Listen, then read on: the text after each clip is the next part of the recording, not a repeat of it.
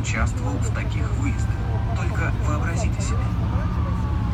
Над Невою резво вьются флаги пестрые судов.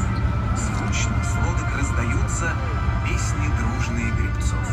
В царском доме пир веселый, речь гостей хмельна, шумна, и Нева пальбой тяжелой далеко потрясена. Что пирует царь великий в Петербурге городке, отчего пальба и клики, и эскадра на реке? Озарен ли честью новой русский штык или русский флаг?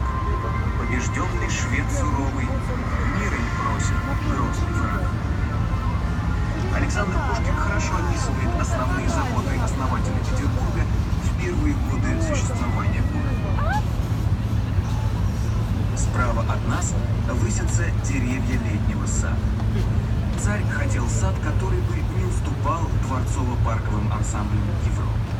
В XVIII веке в моде была геометрическая планировка, прямые аллеи.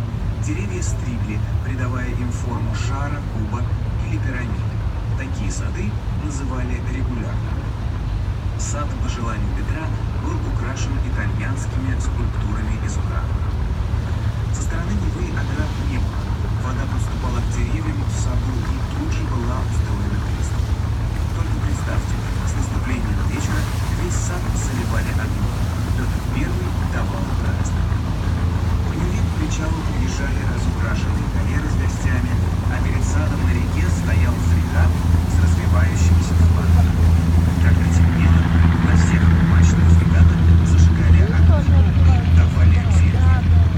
Летний сад сильно пострадал от наводнения, и долгое время рука человека не меняла его когда-то геометрически выверенного облика. Однако недавно он был восстановлен по чертежам петрусского времени, и теперь вы можете увидеть сад глазами основателя.